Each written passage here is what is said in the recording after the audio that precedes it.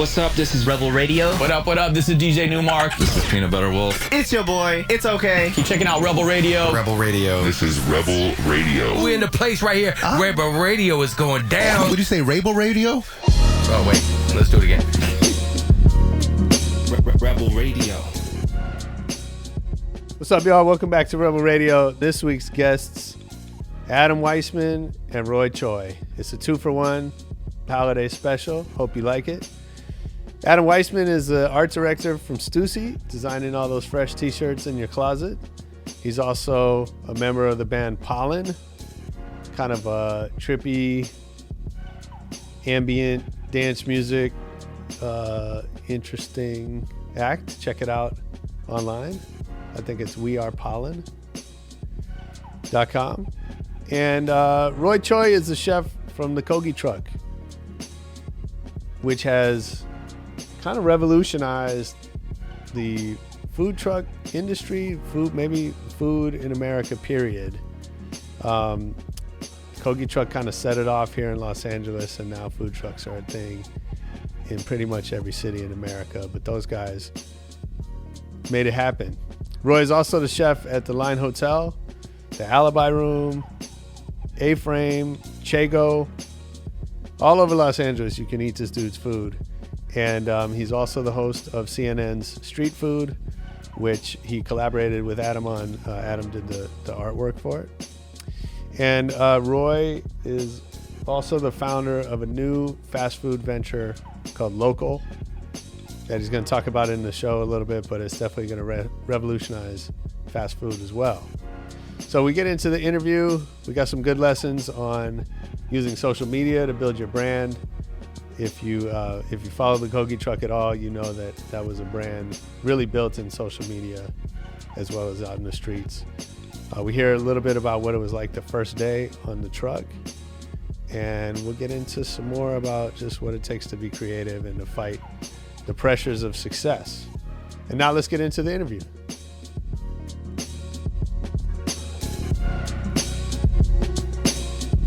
Nice. Well, thanks for being here. I appreciate it. You guys making time. I've been talking to Adam about this for a while. Tennis. We play tennis on Saturdays. Oh. Yeah, Adam and I play tennis. So Adam Weissman, I've known since he was a wee lad, probably, I think still in high school. Definitely still in high school. Probably like 15, 16. That's right. And he was... not driving yet, I think.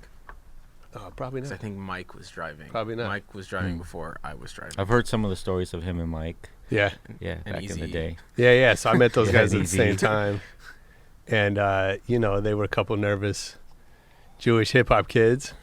Yeah. And, part of a interesting generation, I think, at the time when hip-hop was really expanding into, hadn't gone, like, fully mainstream, but yet, people that were maybe not the prototypical hip-hop audience were discovering it.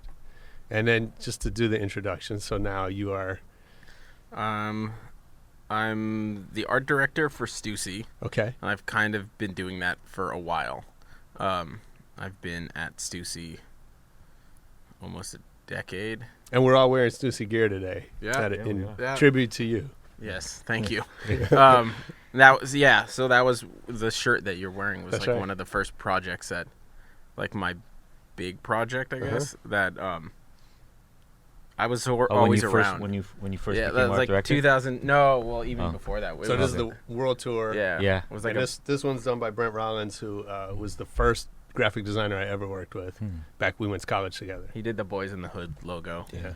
And I think Mo Better Blues. Mo Better when He Blues. was like a young man. Still in as college. well. Yeah. Yeah. But yeah, that was like the first. I was always around. I worked at the shop. I was always a big Stüssy fan. And then I started doing just stuff local for like the LA shop and started reaching out to artists because I'm always into art. And then the world tour thing kind of came about as like an idea of, I'm going to get, 5 artists to do it. And then it sort of ballooned into 40. And nice. I worked, with the creative director, and we sort of planned out what was going to happen in the year, and it became this like giant thing, and we did art shows in LA. I think just LA and Tokyo. And then we did screenings. I did a documentary with some of the artists where I just traveled around and did these little 5-minute interviews with them. And that screened LA, New York, London, Tokyo, Paris, and then like some other like random cities around the world. I'm sure some are in Italy. Well, one of the things I like about you is you're just a busy dude. You're so on top of that day job. You're also directing videos. Yeah, I try to be band? creative as possible. So Yeah. I don't know. I sort of like float around a bunch of different areas. I do some music, I do some film, I do some design. But I think, a lot of it, even Stüssy, it all kind of came from hip hop when you met me. Like I think those years were very special for like the culture because it wasn't mainstream yet. It was something you had to search out. You had to be knowledgeable. It had to be authentic. It's all the stuff that like isn't there anymore, where it's now like super accessible, and being authentic doesn't matter as much. So I think back then, everything I learned about art style came out of hip hop or came out of films also, but like I think culturally, it's definitely hip hop. It was the magazines, the music. It was looking up to rappers. It was looking at artwork that like, people did for covers and trying to figure out like who did it. And, I think that also carried over to Mowax in like the 90s when all of a sudden like hip hop changed, and then I sort of switched over to that kind of stuff, and they were doing that. They were taking the idea of, You like, always talk about his favorite era. Ja Rule, Big Pun, DMX era. Murder Inc. Murder Desert Inc. Storm. Yeah, that's Storm. Yeah. Yeah. Of So course. I feel like I learned all of that from there. At least that's where it started. That was like the seed. Right. Was like the golden era of hip hop, and I haven't been able to get away from that. But that was also when Stüssy was like was starting. That was they were around, and they were big, and it was part of the culture, and no one was making hip hop gear yet. Right. So it was, it was like you wore Stüssy, you'd wear Levi's, you'd mix and match other brands that were like sort of traditional brands with like some stuff that like you had to like search out to get, which goes back to like if you have to search out to get it, like you knew what was up. Yeah. Yeah, Definitely. So Definitely. Well, and so it's fitting that we have you here, Chef, because, you're known as the chef of the Kogi Truck. Yes. And now many, many restaurants, a long list of successful Los Angeles restaurants. And an author, we have the book LA Sun here. But, you stand out to me as what I think of as the first hip-hop chef. Yeah, maybe I would say so. I definitely don't wear it on my chest, and maybe that's what makes me hip hop. It's not something I'm not like that, like Thug Kitchen or that shit, that bullshit. I don't like profess it. I don't like use it or throw it around. I just live it, breathe it. So. But I think that comes across. I mean, and I heard Jay-Z say something before he was the Jay-Z that he is today about, you could be in a suit and still be hip hop. Right, because there's an essence, there's something about you that other people that get it are going to get it. And I felt that the first time that I saw an image of you, the first time I saw the truck, period. Yeah. And, you look around, and I grew up, I used to spend summers down here in L.A. Working for my grandfather in East L.A., and it was, we would always eat off the food trucks at lunch, but they were plain white trucks, serving tacos, burritos, burgers. And it was basically the same menu on every truck, and but that's always been part of LA culture. Yeah, since the 50s. Yeah, pretty much. Yeah. Yeah, but but Kogi came along. Yeah. And really changed that game. And we came from that exact culture. Our trucks come from those white truck lots, and from the families and the generations and the people. And we walked in, and I don't know. It's like one of those things where you were almost. It was almost like there waiting for you. You almost as if you've almost lived it before in another life. Like as soon as we walked on the lot, it was basically a Filipino dude and 3 Koreans. We walked on a lot, but they looked at us like we were part of the family. Yeah. And that's where I got my name Poppy. They just started calling me Poppy from day one, because I was running around working with my head down, and all ladies were just calling me Poppy, and just like, you know, like, I don't know, they were smiling. But yeah, we came from that. So, Yeah. but then, you know, we definitely brought something. I think our roots come from that, and then I always equate it to like we are the children of them, of those original trucks. We're not a new version. We're not, you know, we weren't this you know, intruder or this new thing. We're the children that grew up, and now this is how we express ourselves.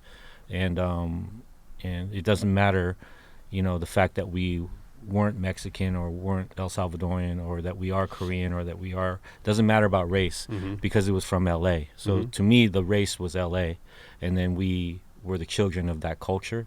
And so when we expressed ourselves, it just came out naturally. Yeah. But the difference is we had technology and we were young, you know. So. But I think part of it, which makes it, you know, when Josh says like hip hop, when the truck first came out, you had to find it. Yeah. You had to like find it. you had to like make absolutely. an effort. It's not like you just rolled up at this, like you had to know where to go. You had to be in on this like LA secret. Yep. And I think that makes it more special when people do find it, and they feel like they're up on something that like not everyone is, and it's theirs. And I mean, I'm definitely aware of that, but it's hard for me sometimes to really, you know, comprehend all that, because I was on the inside of it. Right, of so, course. Yeah. So as a hip hop, you know, person, I understand how it was alluring and it attracted heads as far as like searching it out, and I'm proud of that, you know. But then on the flip side of that, on the inside, I was again another layer of hip hop. We were just expressing ourselves in a raw way, all the way. And so for us, it's almost just being who we are and being a little bit, you know, I don't know, brash, I guess, and just, you know, doing things the way we wanted to do it, ended up being just naturally hip hop. True. You know. So. Yeah. Yeah, and I think that's what happens, right? It's just an expression of who you are. You can also say it's punk rock too. Yeah, it's very punk. DIY. Yeah. Like Definitely. you wanted to create something that wasn't there. Yeah, I saw Jay-Z early before, like 96. I want to say 95, 96, when I was cooking in New York, West 4th Street Courts in New York. Beat up fucking Jaguar, like it had to be like a late 80s Jaguar, but you could tell he was a star already. You know, like. You could tell, like, he was just, and I just walked by him, I just looked at him, I didn't know who he was, but I just, like, gave him a what up, and he gave me a what up, and that was it. And then, like, after that, you know, I'll always remember that moment, you know. Yeah, that's cool. How'd you know that you could cook?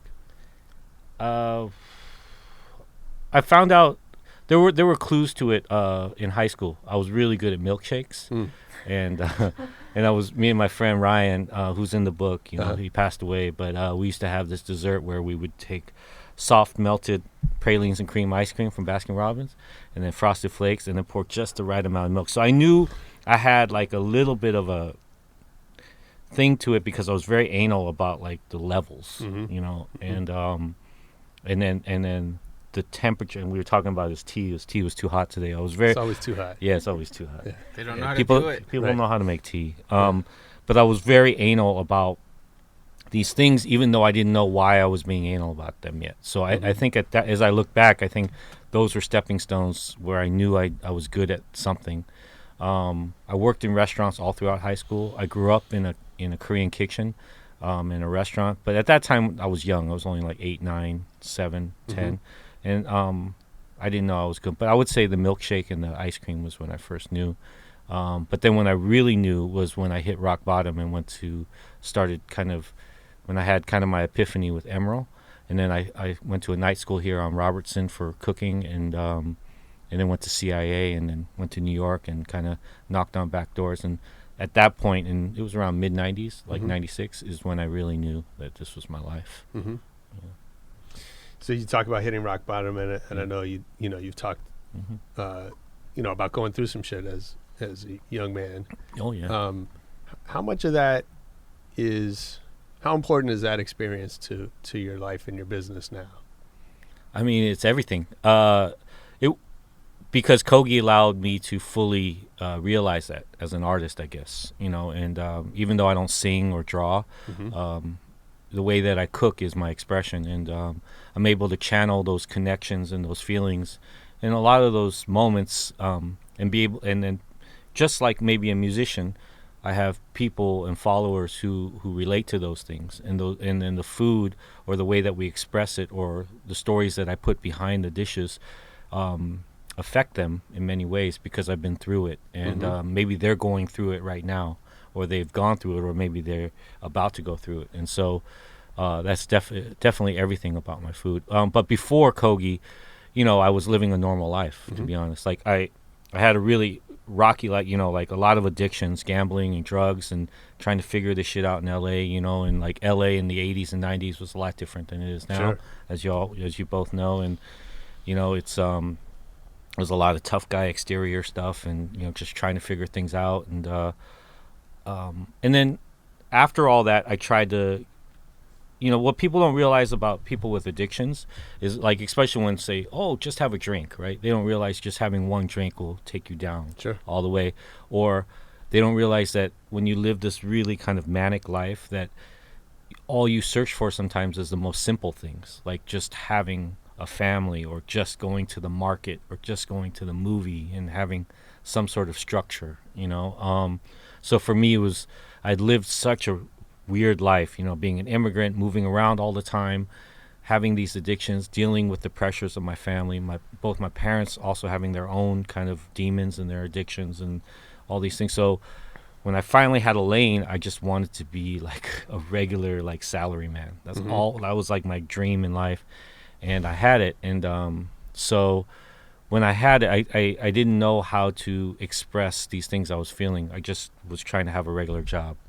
But when Kogi happened, it just tipped everything over. So, yeah. What was the first day on the truck like? First day on the truck, it was nice. It was the day Twilight came out. It was November 20th, or right the Wednesday before Thanksgiving. So it was really cold. It was foggy. We went out at midnight. We started at midnight, right around the corner from here, actually. Yeah. I was around the corner from here that same day. Yeah, you were? Yeah, I remember my wife dragged me to see Twilight. You were at yeah, Twilight. and she was pregnant with Dome. Ava at the Dome. At the Dome. Yeah. We were on Ivar. Yeah, we went at like 8 o'clock or whatever. Oh, wow. Yeah. So you were channeling my energy at that time. So the first night, we prepped. I remember everything. Thank you for this question. Kanye, we had only one CD. It was Kanye's 808. We had a little boombox. All I can remember is Kanye playing over and over and over that night. And it was Wednesday before Thanksgiving. Twilight was out. Our first stop, we thought we were going to go. We parked in front of the Abbey on Robertson because at that time Pinkberry had just blown up, right? And we're like, and the one in WeHo, where everyone gets parking tickets and all that stuff. We're like, they know what's up over in West Hollywood. We're gonna park there and we're gonna be a fucking instant success. And then we got kicked out in like a second. Literally, we opened up on Abbey and like everyone came out and we're just like, they kicked us out. So we're driving, and then we're just thinking like, where do we go? And then my partners. There was a club called Cabana in Green Door on Ivar, right next to Amoeba. They're like, we know the bouncers at Cabana. I mean, like, let's feed our whole game plan was, let's feed the bouncers. They won't kick us out. We'll keep them fed, and we'll wait for everyone to come out. So that was our plan. So we rolled up, and it was cold, foggy.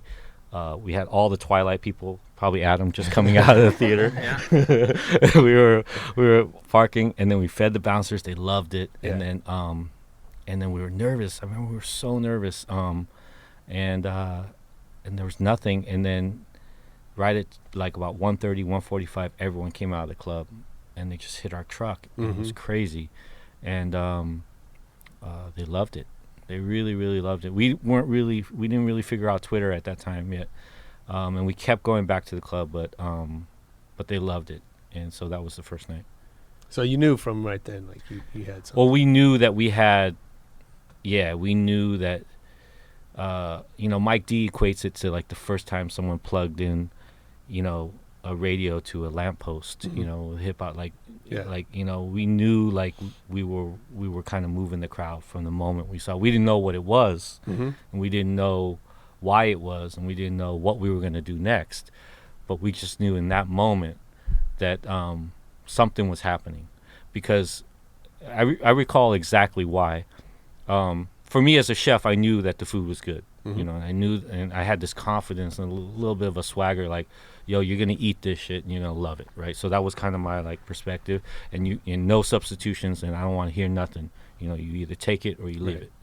So there was that. But then as I saw them eating it, that was my sensitive side was picking up on all of these like little sound bites and emotions and feelings, and like I could see guys like whistling over their friends. I could hear jokes like, what them fucking Asians doing up in the truck? Everyone curious, and then you saw like the queen bees and like the big bigger dudes like calling the girls over and saying, I'm gonna buy everybody over here a taco right here. I'm gonna buy that whole group of that. I got them over there. And so there was all this like weird energy happening, and I knew that we hit something at that moment, because everyone was kind of like engaged. It was like a second club. What was on the menu? It was just tacos and burritos. The short rib taco? Yeah, just short rib taco. 4 tacos and 4 burritos. And then all the stuff you see now, like the quesadillas and the sliders and those things, those were specials we were working out that ended up becoming like cult favorites. Yeah. Yeah, by the way, my wife says thank you for the kimchi quesadillas. Oh, yeah, that was our first special. Yeah. That happened on a night while we were waiting for the club to get out. I was just bored, and we were messing around.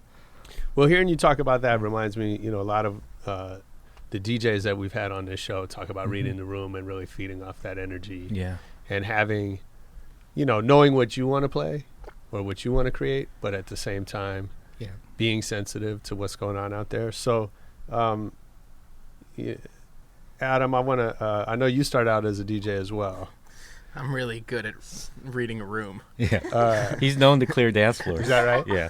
I don't think I've ever... He's good in a room of music nerds. Okay. Like, he's amazing. Yeah, I would imagine that. Yeah. I would imagine that. Give me like a KCRW. But you had a radio show, so when we met, you had a radio show and Yeah. a TV show that I didn't find out about until recently. Yeah. Which I think we can still find online. Yeah. Funky Flavors. But it's spelled like like it it was sounds. 93. Right. Exactly. Yeah, it's funky, FUNKEE, and then flavors is PHLAVAZ. Nice. And all of the episodes are up. It's like 18 episodes, I think. Yeah, from and it was like, Alchemist. Alchemist hosted at the beginning. Right. And then I think he got busy after episode 3 or 4. That's amazing. He popped in a few times, but there's funny stuff on Anyone from LA in those days, Larry Parker's. Yeah, for sure. All that was in For there. sure. Yeah. So my question is, Adam, how do you apply that DJ thinking to the creativity, the art that you do now? Well, like I do clear dance floors because I play what I want. I typically just do what I like. Yeah. So I sort of put myself in, if I was 16, would I like this? At least like with a lot of like stuff that's made for clothing. Yeah. Because back then, if it was fresh, you had to go out of your way to get it. So I sort of think about that. I try to trust my instinct, which is what you should do with everything. I try not to overthink it, even though I'm really good at that. But I just try to do what feels right. Yeah. That's sort of what I try to do with everything I create. If it feels right, cool. If it doesn't, throw it away. Right. Start again. Do something else. Well, it's interesting to think about the contrast kind of your two businesses, where if what you're doing doesn't feel right, you're going to find out right away. Yes. And, in your case, it could take, a long time, or it may never even be totally obvious. Right. Right. Yeah, I mean, you can look back years and be like, whoa, like, sure, I should have made that graphic smaller, or I should have taken out those keyboards from that song. Yeah. Yeah, that happens. Yeah, of course. But But the good ones, like you could still see it and be like, all right, that's What I still like fresh. about his art is, especially on the t-shirts, is it's not just the graphic. There's, it's like it's all very, you could see Adam in a lot of it. You know, it's like he gets interested in something and then researches it all the way, and then when you see it, it kind of represents. It's not, he didn't just slap it on the shirt. It's like something that really he's traveled through, and then this is how he's expressing it. That's really, and I think he does that with his music. And I've seen him clear like 3 floors. Is that right? But the most recent one was great. It was the Union Party. Oh, I didn't know. 4th of July. 4th of July party. Everyone was just like, I mean, literally twerking and just The guy before me, freaking, the guy who before me played for 3 hours, and he was wow. playing like All Red hits. Wine and Yeah. PM Dawn, and then they were like, all right, you're gonna like you'll close out, Right. Yeah. and I was like, all right. I like got in an Uber. I was not at the party. I got in an Uber from the Valley where we were at people's house with our kids. I brought my stuff there, and I was like, all right, I'm gonna DJ for an hour. Yeah. And every time I DJ, I have in my head that like, oh, I'm gonna play all this stuff that like no one's heard, but they're gonna love it. And I do that, and So no one it's loved all it. bikinis on the dance floor. Everyone freaking Yeah. dancing, and he gets on, and they all clear. Like- and there's like 2 nerdy dudes being like, bobbing their head. And, like, Those are Adam's people. My nerdiest friend came up to me and was like, hey, people don't like what you're playing. And I was like, thank you. He's like, I overheard someone say I have better music on my phone. Oh, wow. Yeah, and I wasn't playing bad stuff. I was playing like Fela and Yeah. Hey, man. Talking Heads and nothing like so obscure that was it's all good music. How'd you start DJing? I had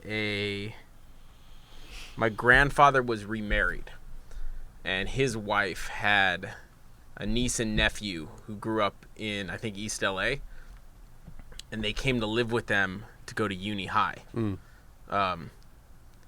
And the older niece was in a DJ crew from like East LA. And so she had turntables set up at my grandfather's house. Nice. And I would go in, and she sort of showed me like what she was doing, and I was already into hip hop, but the idea of like mixing 2 things together, like 2 records, and making something new was always exciting. And I sort of do that with a lot of stuff today. So what was your introduction to hip-hop? Probably Run DMC and Beastie Boys. Mm-hmm. Like I remember like my grandfather's nephew who was there. I think he went to Warner first, but he was like, yo, there's this group called De La Soul. They have this song called Me, Myself, and I. You should find it. Because I was listening to like Slick Rick, Okay. like Children's Story. I remember buying that. I remember buying Paul's Boutique and thinking it was like super weird and was not into it at all at the time. Do you remember your first purchase? It was probably Tougher Than Leather, or License to Ill. I was always into music, but hip hop. I don't even remember but it was probably Run DMC. That's how it came through. Roy, do you remember? Yeah, first record you it's bought? definitely Run DMC. Yeah. I mean, it's like that. I still remember the first time my friend put the needle on the record. I just moved to Orange County from LA. And it's funny, like I should have heard it in LA first, but I moved to the suburbs, and then that was the first time I hear hip hop. But I remember the needle hitting, and I was just like, whoa. It's like it blew me the fuck away. I was, and then I just the rabbit hole never ended from there, and it got Ice-T, and it was crazy. Yeah, I think like Yo MTV Raps was like such a big part of spreading like hip hop and the culture. Just because you could turn on the TV after school, Yep. and you could see what is new and fresh, and then you'd write it down and go to.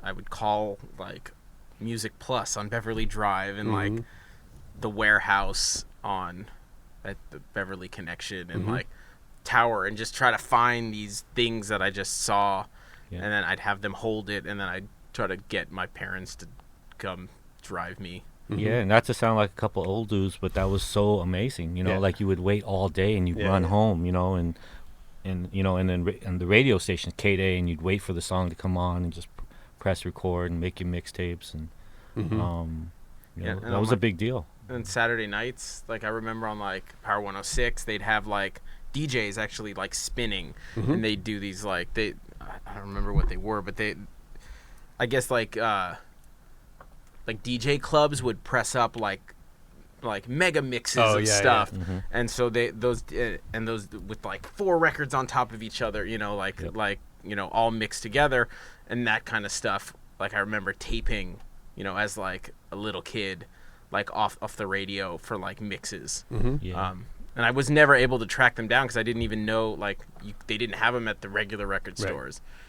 It wasn't until someone had a license and we could go to Melrose to like Street Sounds and like beat nonstop, and then all of a sudden that like opened a whole other Yeah, of course. door of like Hearing stuff. hearing Qbert for the first time was a big deal for me too. Mm. That was a big moment in hip hop for me too. Like then I started getting into DJs a lot, but yeah, I mean Run DMC, definitely seeing Qbert for the first time. You know, like this shit was crazy. You ever DJ? I was the guy who held the records. Okay. Yeah. I was always a wingman. I was never good. I was around the culture my whole life. Like I grew up here in K-Town. Then at 13, my parents hit it big. We moved to Orange County, the city of Orange.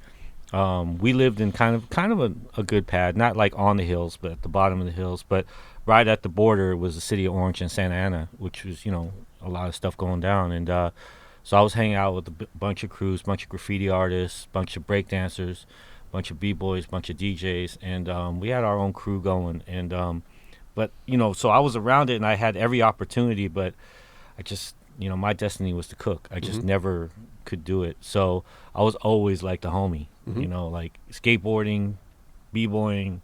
You know, I was the dude that always smoked weed, that just hung out, and I was always the homie. If there was a fight, I was the first one to jump in. You know, if you needed someone to help, you know, transport your records, you know, every crew, every neighborhood has that dude, and I was that dude for so many years. Like, I was like the hype man without the microphone, you know, like, and so I would always set up my guy, my DJ. His name is Carlos. He went by Silos, and I'd always, you know, set it up with him, and we were part of a crew. LOD, Legion of Doom. So he had Funky Flavors. I had Legion of Doom. Them corny ass names. We did one That's what you performance did. though at the World nightclub at the bottom of the Beverly Center. Remember that club? You Yeah. remember that Oh, club? yeah. Yeah. And yeah, Beverly I would Center I would days. always I remember that. set up, and we did a bunch of college gigs, and I was just that dude. So but I was around it for sure. Well, I think we're probably glad you didn't become a DJ. Yeah. But I want to talk about you know, you guys have talked about this issue of discovery, right? Which I think for all of us and for hip hop was really important. And so, you know, Kogi Truck happened at the same time that Twitter was really starting to blow up.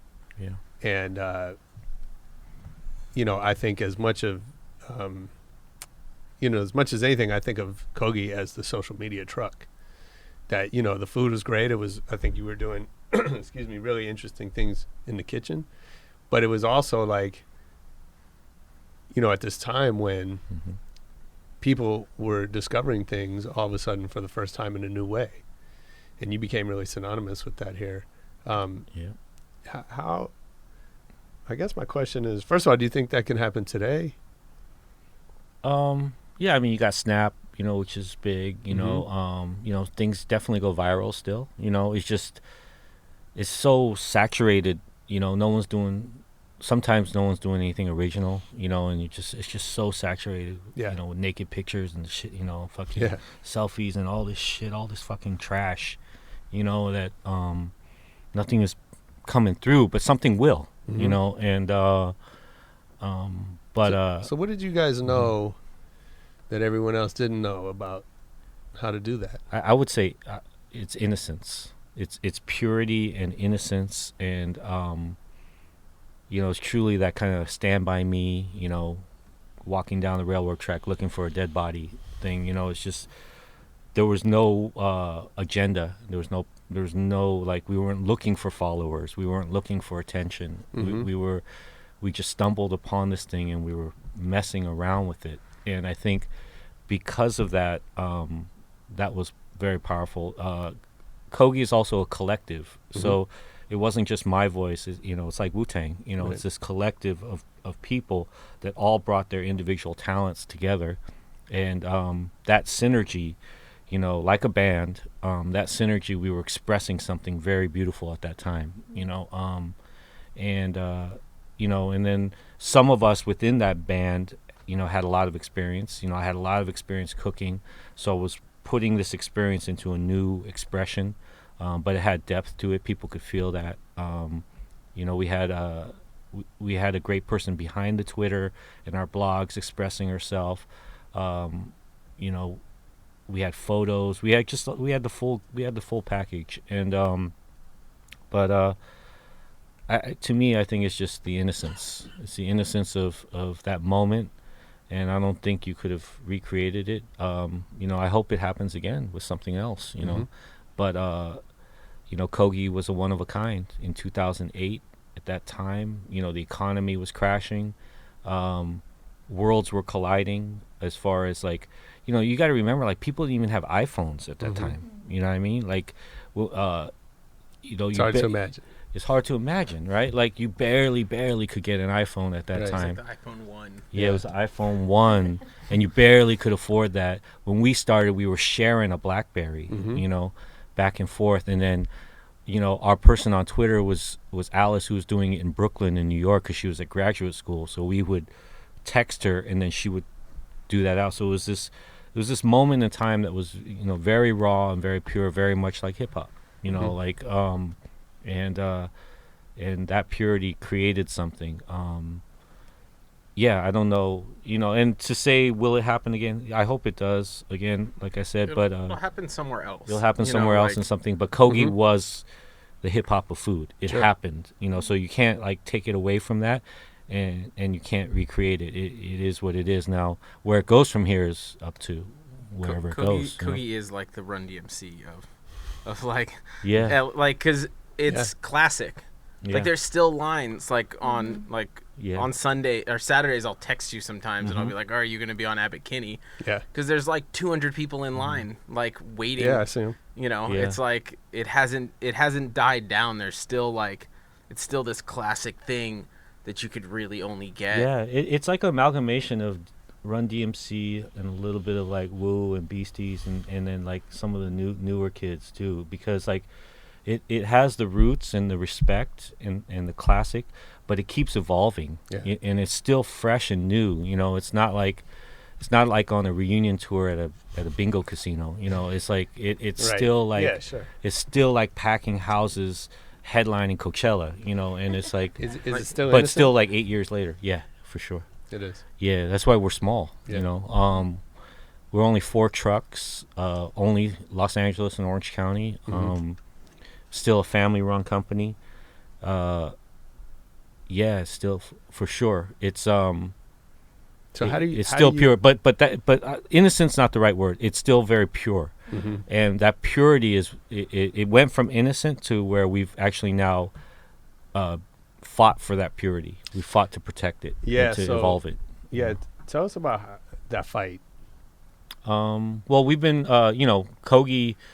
Obviously, phenomenon, boom, written about everywhere, lines out the door. Then that brings vultures, right? Then venture capitalists, bankers, everyone looking for a piece. Not necessarily everything is bad, but it's just every opportunist is looking for something. But every situation we encountered was never right. And we got handed the world, but it went from, it probably happens in record deals too all the time, sure right? it does. Look at Umami absolutely. Burger. Yeah, Umami Burger. Like that was a phenomenon. Look at Pinkberry, as we mentioned earlier. All from the same era, right? But everyone in your ear, right? Everyone in your ear. You should be this. You should be that. everyone comparing you to something else, everyone with money telling you that, we can take you Vegas, New York, Chicago, this and that, and of course we want to share this food with everyone, but the innocence comes from that we're almost like little children. We just want to have a good time, and so in many times we listened, and we would be taken down this road, and then when you get to kind of the final stage, you just realize, luckily we were strong enough and had the awareness enough to be like, whoa, something's wrong here, and but I know in a lot of things, music, life, modeling, all these things, people are unable to see that at that last stage, and then they get taken. But we were very lucky, and I think that because of that, because we had those moments where we were aware enough, I've kind of taken it as like I don't know, responsibility, I guess is the right word, to protect Kogi. I don't give a fuck anymore whether we don't become as big as people expect us to be, because I know we mean something to a lot of people. So. But I think it is a fight, and as the brand continues to grow, you mentioned music, so we see it a lot where this music comes out of a very pure place, right, of self-expression, and it's a reflection of your surroundings, right, and your what you're going through, and then then you have a hit record, and you're on airplanes and backstage, and you're in hotel suites, and now all of a sudden your reality has changed.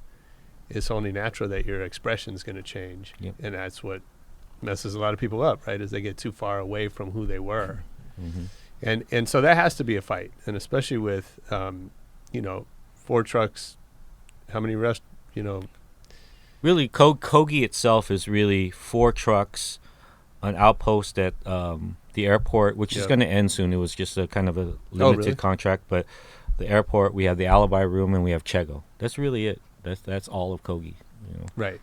And then you have projects. I have other projects. That, right? I have creative projects, A-Frame, Sunny Spot, and then social justice projects like 3 Worlds, and then local, and then we have the hotel in Koreatown, which is kind of like my biggest, project for LA. Yeah.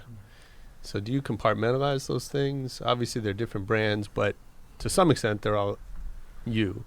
Yeah. They're all connected through me. To me, I don't compartmentalize. It's more like family. I'm like Octomom in a way. They're just all like my family, and so I just do whatever I can to be there and to provide and to be around it and to lead it if I need to lead it, or to enjoy it and watch them shine when I need to. It's just everything that I am, So I don't even know when one begins or the other ends, right. So. Yeah. So, and within that, how do you find ways to tap back into that feeling of the first night out here? I think I've done a good job. I live a very real life,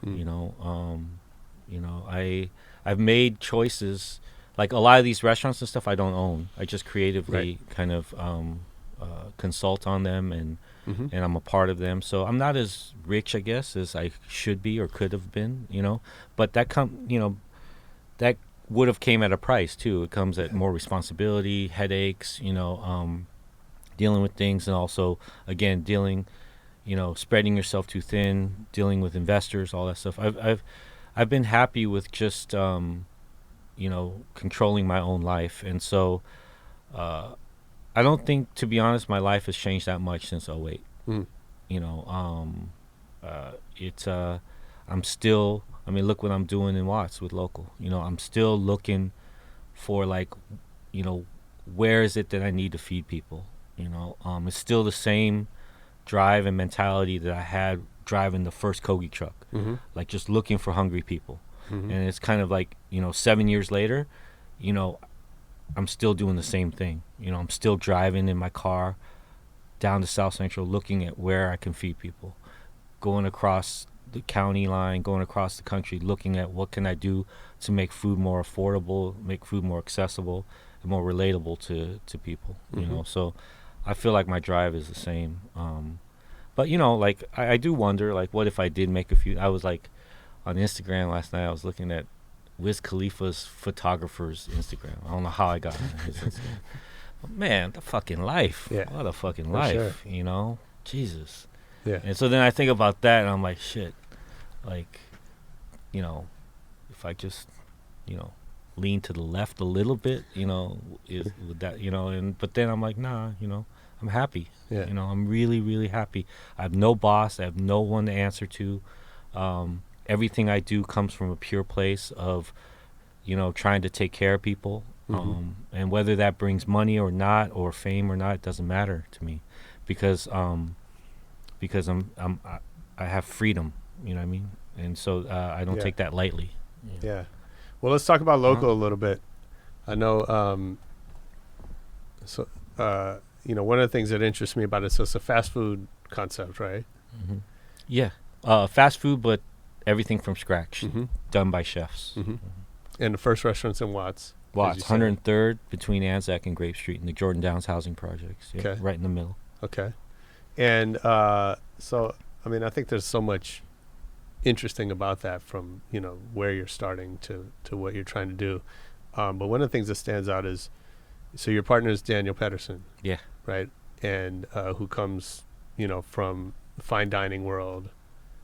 You know, he's got one of the sort of finest restaurants in San Francisco. They call him probably the most cerebral chef Yeah. in the world. Yeah, he's the tip of the arrow for sure. Yeah. You know? So that feels like a interesting partner for you. It does on the surface, right? And that's part of, I think, the allure of it. Maybe in many ways is we look like the odd couple. You know, we look like again, the cerebral guy and you know, the thug, the gangster, the hip hop dude. You know, we look like this thing, but we're actually not that different. You know, Daniel, he's a self-trained guy, came up from the ground up, grew up, comes from blue collar Massachusetts, Boston area. Really defiant. He's also a revolutionary himself in many ways, whereas my revolutions are a little more kind of, I guess, visible. You know, the Kogi Truck hit it like throwing a rock through a window, but his are a little more subtle, but they're just as powerful. He changed what fine dining can be. So what you see in fine dining right now, where people are using handmade pottery, you can dress how you want, foraging, using local ingredients, defining a terroir and a kind of a voice of California in a certain area, and an expression. That's all Daniel. But all with technique and like really refined, applications. That's all Daniel. Everything, that whole kind of like natural aesthetic look, that warm feeling you get, that you see in a lot of pages and a lot of chefs now.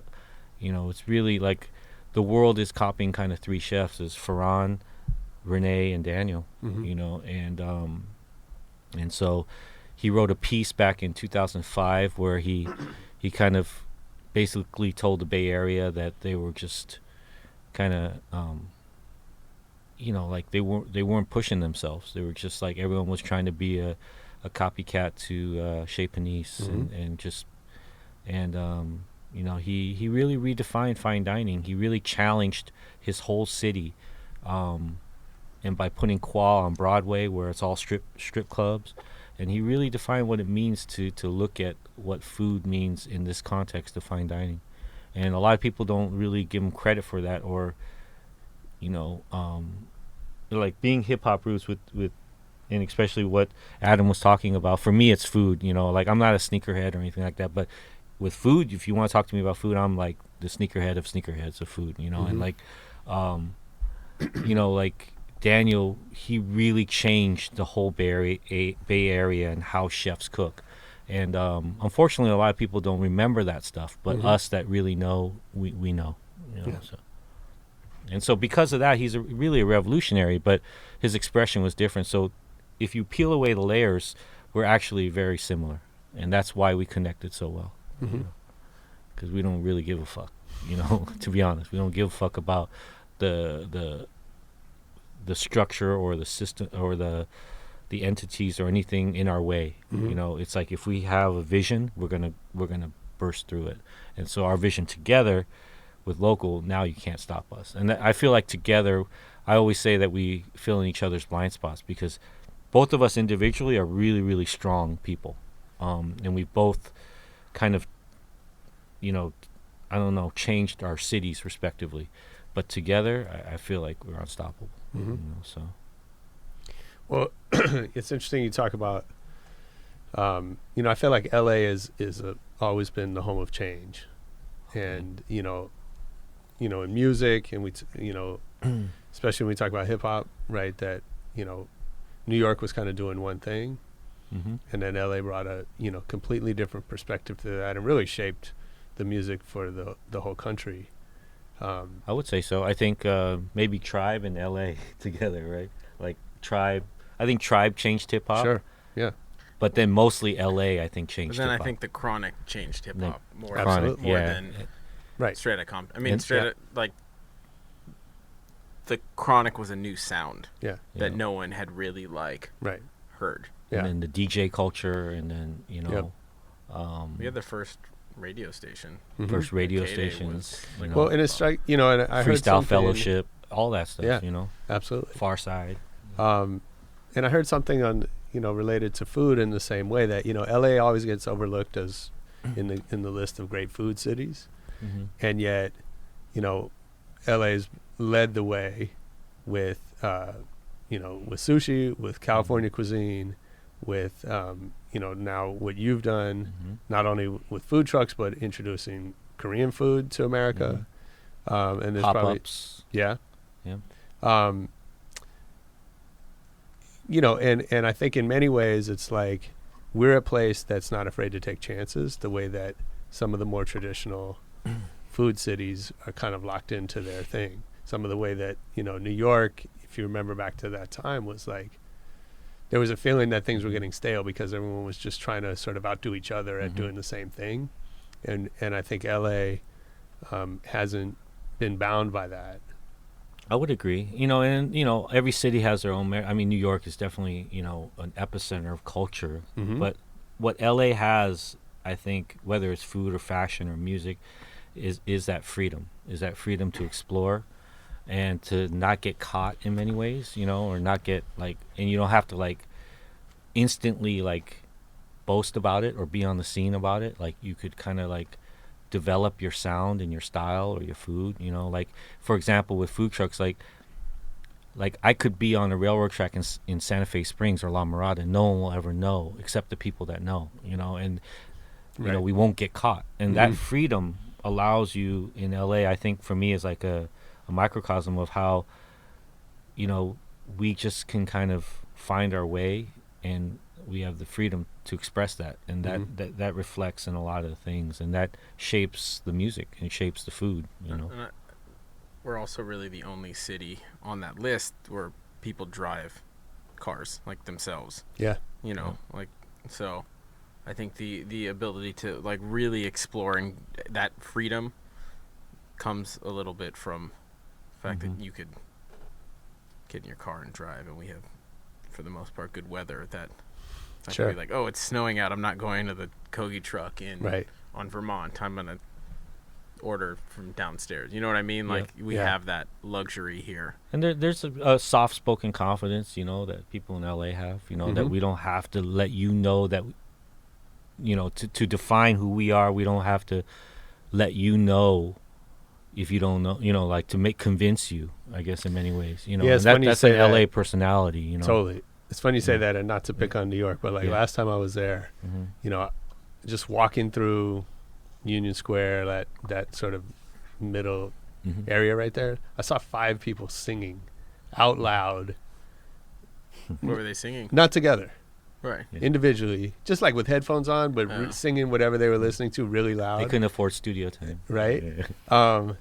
And you know, it struck me as like, this is where people are they just have to like express whatever they're going through at that Mhm. moment, and kind of and that it doesn't matter what other people think about that. Yeah, and I've always thought about that. Between New York and LA, it's just because as Adam mentions, we have cars, so it's like a lot of our life is shaped by that privacy in many ways, that freedom of like, we spend so many wonderful moments just together in a car. Whether it's eating a burrito, putting your feet on the dashboard, listening to music, smoking a J or whatever it is, and just sitting in a parking lot. But in New York, you're walking, and so it's like everything about you is you. So you got to kind of like you got to express that. You can't hide in your car. You got kind of like that becomes like a part of you. So That's like thinking time. That's like the shower. yeah. So how does that affect your business, Adam? And you think about, fashion comes out of New York typically, but streetwear, is definitely as much of a LA thing. Yeah, I mean, I think the skate thing, like, definitely LA had a big part to do with that, and the merging of those worlds. Yeah. Yeah, I guess if you look back, at when I started noticing clothing, which was in hip hop, and a lot of the clothes that rappers were wearing back then was stuff they put together, and it was mixing and matching and like taking stuff from you got your gold chain, but then you had a Fila jumpsuit, and then you had some Nikes on, and it was Levi's. It was a mix of stuff that didn't always go together. And I think that's what makes they were doing the same thing with music. How they were sampling this record and putting it together with this record, and if you just played them at the same time, that you wouldn't think anything of it. Right. But it's how you put it together, and that's something that's like always excited me, like from the beginning. It's putting stuff together that doesn't belong, which in a way is what always, when I first tried Roy's food, it was like, oh, Korean taco, that doesn't make sense. Right. But when you try it, you're like, oh my God, this totally works. That's what excites me with pretty much anything creatively. Two worlds that don't belong together that work. Yeah. So how do you apply that in what I you just create? try to make things work together. Yeah. I don't know. I just have an idea and I sort of go with it. I know that sounds like really like Did you have easy. Have you had mentors that have guided you along the way? I do have like a close group of people that I bounce ideas off of, like pretty much throughout my life. I have a core group. Like I don't have hundreds and hundreds of friends. I have like a core group of like my crew. Yeah. And I'm still friends with a lot of people I went to high school with. But I have just like a really tight knit creative circle, and I'll bounce ideas off of depending on what the idea is. If it's film, music, I bounce the idea and I try to formulate it and get it to a place where it could then be executed. Yeah. So, and like, with like Stüssy stuff, it was, like we did a Beavis and Butthead project, and that was something where like I loved Beavis and Butthead. Yeah. And we were, I don't remember how we. I like that when you had them wearing Stüssy shirts on the shirt. And it was like something that had never been done, Yeah. and no one ever thought that like that they would allow that, because they I guess they told me that Mike Judge had never said yes to any of that. And for some reason it worked. And I just saw it as like, well, when Beavis and Butthead were popular, it was when Stüssy was popular. Right. So they would have worn some sort of Stüssy gear. That was my pitch. Right. And it Yeah. made it through. So, Nice. I mean, something like that to me you would never sort of think of the two worlds going, but, it worked. There's a lot of times where I'll reach out to artists that don't know anything about this world, but if you can angle it the right way, it'll work. And I see how Adam creates, and I think I cook the same way. I mean, I think it's like if it makes you laugh or interested. For me, it's like if I like it, you have to trust your instinct as the kind of artist, I guess, and then you got to believe that others are gonna like it too. Yeah. And it doesn't always have to be so serious. It doesn't have to. Yeah. It could be fun. It could be funny. Yeah. It just has to be right. Yeah. And what about you? Are there mentors? Is there a particular lesson that someone's taught you? I've bounced around so much in life that I've never really had like each stage of my life I've had different mentors, but I haven't had someone that's kind of traveled through. But recently, to be honest, John Favreau has been kind of a mentor to me. Like so you were involved with the movie Chef, right? Yeah, and that started very innocently. It was just I was hired on as a consultant, just to kind of unload some of the tricks of the trade and the ideas and stuff. But as soon as we met, we just instantly kind of connected, and we became in many ways inseparable. Throughout the process of the movie, we kind of mind melded in many ways. And can he cook? Yes, Yeah. of course. Nice. He whatever John Favreau puts his mind to, or decides, he can DJ too. Is that because right? he got to know AM during Iron Man 2. And he can draw. He can create. He began to understand the whole.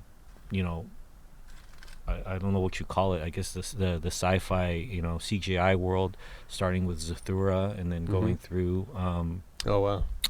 into Iron Man, and whatever he decides to put his mind to, he can pick up faster than I've seen anyone in life pick up. Like it's literally when he started cooking to the point where he could cook, it's almost like I could see him transition right before my eyes. It was amazing. But yeah, I would say he's a mentor because So what do you- in many ways I'm a mentor to a lot of people. But Yeah. whenever I'm with John, it's like I learned something from him. Like he, I What don't does he know, taught you?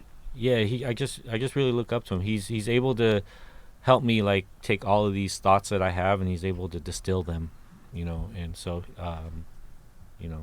yeah. So I would say John for sure. Nice. What about sacrifices? What have you sacrificed to get to where you are? I've sacrificed a lot of family time when I was a chef. Used to, even at the beginning of Kogi, I still work long hours, but I used to work longer hours. Sure. Like I used to work 15 hours a day, 6.5 days a week. So I definitely sacrificed a lot of time with my family, with moments that I could have shared. I think I've sacrificed, to be honest, opportunities, I guess, to go from G6 to Bentley to Penthouse, to preserve a culture, I guess, And I'm not saying that a culture can't become, prosperous. I'm just saying that I have sacrificed opportunities because they just didn't feel right. You know what I mean? That could have paid a lot. That could have brought me to a different level. And I don't regret any of those, but I definitely sacrificed those, and I stand here now a stronger person because I did, because to me, Kogi, again, as we talked about, like hip hop, I will never go away. I feel like the sacrifices we made with Kogi and where we are now, Kogi will never go away. It will never, it will continue to live on, and it will be something that, will always stand for something, and so I believe in it. So you say you mentor a lot of people along the way. How do you teach people that? I'm a big believer in actions. I'm a big believer in generosity, and maybe not always being the making the most popular decision, or as far as like the most lucrative decision, but believing in, again, the generosity and love. I guess what it is like I'm not always the coolest person, right? Like I don't make the funnest decisions all the time, or I don't like sell our soul out or culture out and like let everyone like party and have a good time and all that stuff. I always like try to take care of people and like, I don't know, to be honest, spread love, but that's not always sexy, like that's not always like, it's not something like people like give you high fives for instantly, but Sure. But by staying true to that, I guess my consistency is what I guess brings people around back to me as far as like being a mentor is, I allow them to go through whatever they need to go through, but I stay consistent with what I represent, what I preach, and I think ultimately, when they feel that and they see it, they come back around, and they believe in that and they admire it. So, and that's from cooks to chefs to, other creatives, people, entrepreneurs,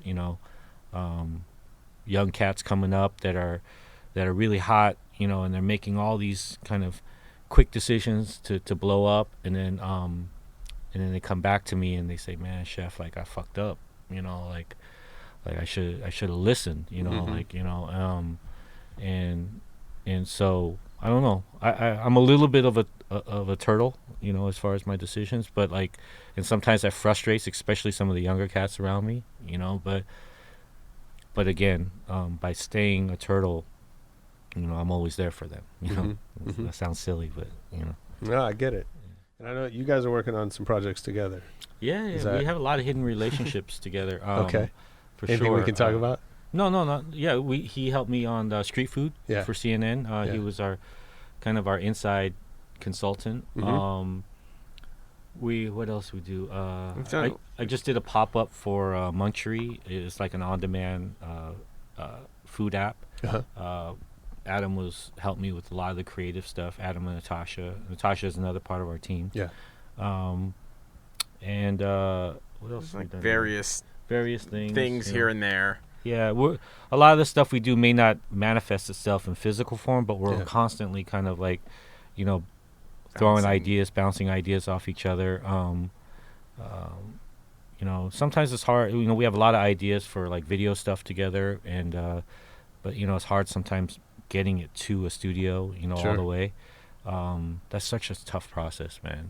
Like it's even tougher as a chef, because for us, our world between A and Z is very short. Like, like if I have an idea for something as a cook or a chef, and I say, or if you came to me with the idea, and if I like it, I don't have to ask anybody. Right. I just say, all right, let's do it. Yeah. We'll cook it and we'll put it in my restaurant. Throw it on the grill. Let's do a pop-up. Yeah, Right. let's do a pop-up. Throw it on the grill. We'll make it happen. Yeah. We'll Twitter, and 1,000 people will show up. It'll be great. And then from that, we'll make a book. It doesn't matter. We'll do it. But like, I've never, the whole pitching process of like, it's just like, it boggles my mind, of like, you're so close to something, but yet so far. Well, because that's a very obvious, route, right? Is to go from the kitchen to on camera. Yeah. Right. And, a lot of great chefs before you have done that. For me, again, we talk about it like we have a little kind of hangout club, a bunch of artists together, and we cry in our own milk of like, we care about the art too much. And these are fucking some heads, like art director Stüssy, like big heads, like real heads you would know, like leading the culture of this industry, and like, we just like, fuck. Everyone keeps it too real. We keep it too fucking real, and so like with the screen stuff, it's like, yeah, I could have a show on any channel, but it's like I had to do like street food and we win a Webby, but it's like I don't get any like pub from it, But are you still doing that show? But I'm proud of it. No, like they haven't asked for a season 2 yet, so if they're listening to this, where you at? Yo, street food is dope if you haven't seen it. Yeah, you have to find it. It's like a... Yeah, but you have to find it. Right. Again, that's it's like the Kogi Truck. Yeah, it's just like it's hidden on the web. You're just gonna be that dude. I'm just gonna be that dude, I guess. But what that does, right, is it makes people want to. Once they find you, they want to hold on to you and follow you. And I, a lot of the stuff that we sort of cook up, I feel like at some point, something will manifest in a way that feels right. I think a lot of it's timing and sure. luck and talent. Well, I know what we've done. He's done a lot of our shirts for Kogi. So a lot of the shirts, and again, that goes back to like we keep it too fucking real. Like we never sold these shirts. Oh, really? Because in our mind, we're like, wouldn't it be cool if we only made 100 of these and like only our staff wore them? Right. Yeah. But every single person who comes to the Kogi Truck looks at the shirt and says like, Yeah, they yo, wanna buy it. they want to buy it, but we won't Sure. sell them. So that was Right. like our mind. You should sell the LAX shirt after you never guys sold- I close. know, after we You guys closed. close that one. But he designed the We first we did the Kogi book shirt. cover. He did the too. he did some the book some of cover. the book cover. Okay. Like we Yeah. sort of took it in. Adam did the all the graphic work, the fonts and everything Yeah. on Nice. the book. I think Jorge actually Jorge did did, this, yeah. but our Adam my, takes credit yeah, for it, my, yeah. No, I think his name's in the book. Okay. But yeah, my company did the. Uh-huh. It's out there. Nice. We have a couple Twitter questions. Yeah. Okay. Is the floor mine? Yeah. You want Okay. to tell us what they are? Yep. Who's it from? Twitter's blowing up with you guys. Okay. So we've got Lala Scoop here. She wants to know where are the best K-Town eats that white people don't know about. Am I allowed to say that? I think y'all know about everything now, man. Fucking K-Town's been put on blast for like the last year and a half. We got like even non-Koreans are writing books on K-Town now. It's crazy. Is that right? Let me see. I would say one spot you probably I don't see a lot of non-Koreans at is Olympic Cheonggukjang on Olympic and Hoover, just before Hoover, just west of Hoover. It's a stinky fermented soybean stew spot, and it just says Olympic Restaurant on it. I don't see many other people than Koreans at that spot. Also, Cheongju Bibimbap. I don't see many other people except Koreans at that spot. And that's on Olympic in New Hampshire. So those are two spots. Okay, and current Nice. favorite LA spots, not K-Town.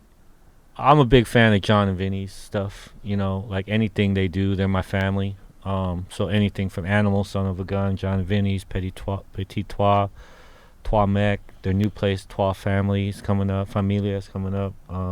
Anything John and Vinny do, I'm a fan of. So yeah. Okay, another one. Twitter fan, Olivius Don.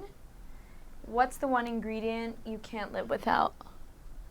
Me and both of I can say for me,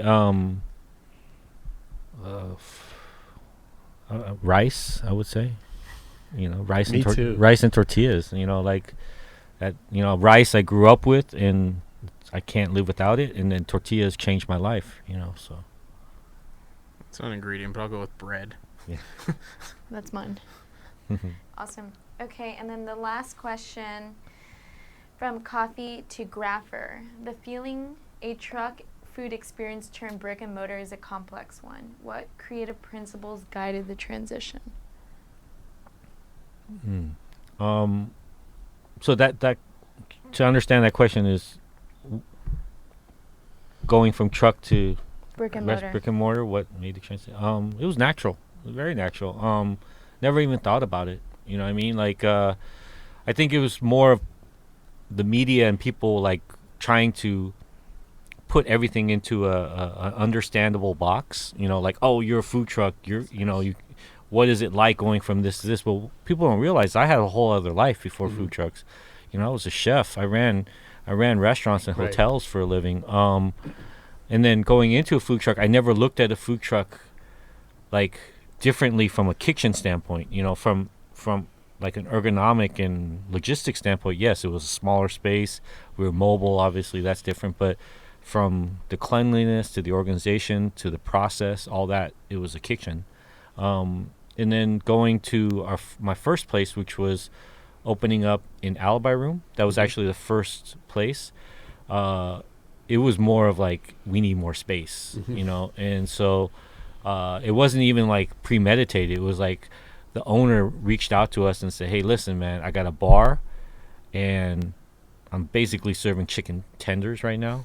And like, I got no attachments. It's like, listen, just come in.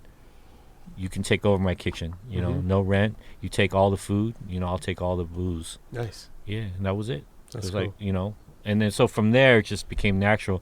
And then Dave and myself, we built a relationship together where we opened A-Frame together, and then I helped him on Sunny Spot. But you know, yeah, so it was really easy for me. Nice.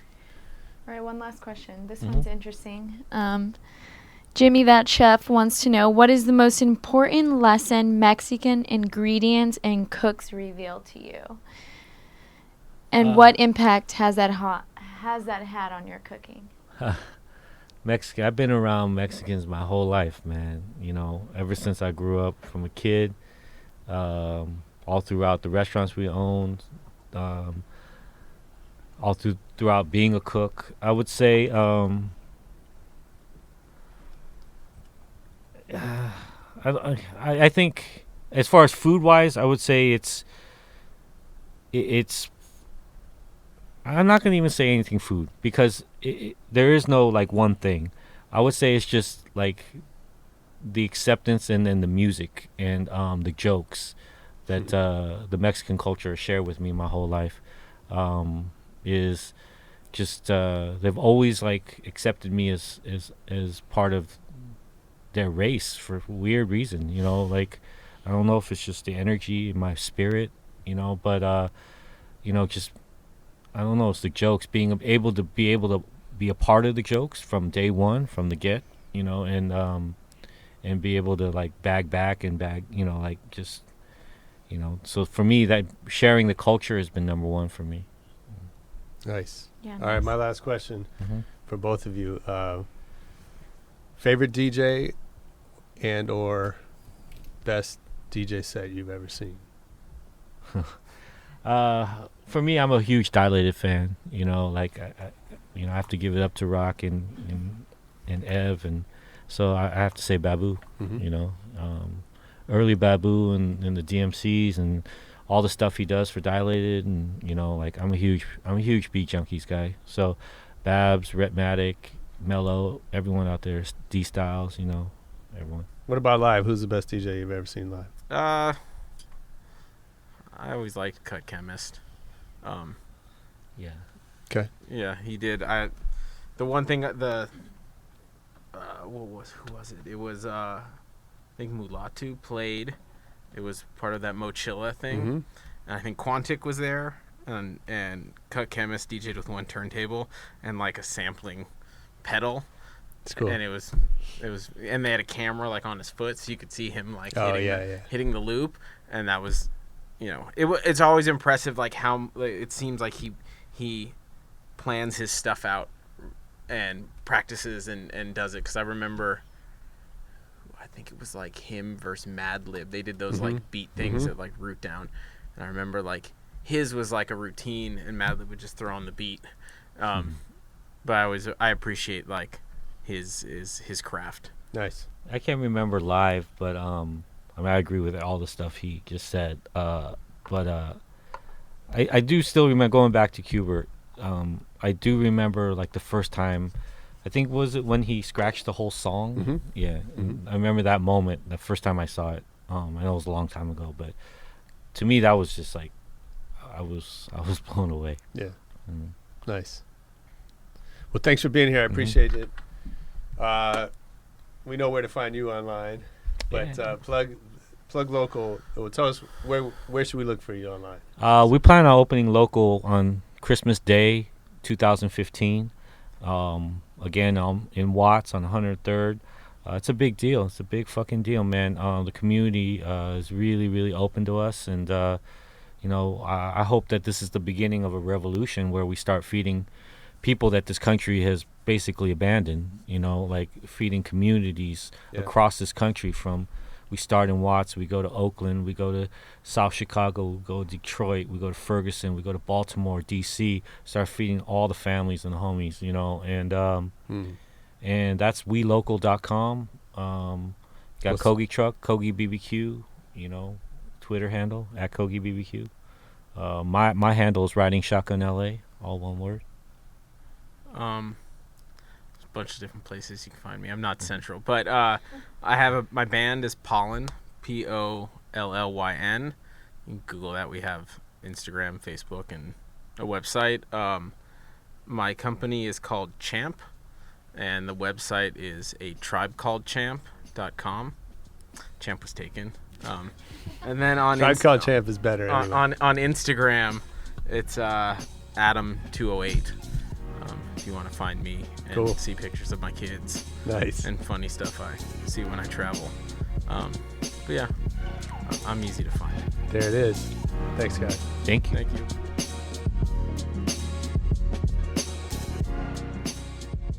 Yeah, that was Roy Choi and Adam Weissman. I hope you liked it. Those dudes are funny. If you didn't like it, I don't care. But if you did, tell everybody you've ever met. And come back next week with more Rebel Radio goodness.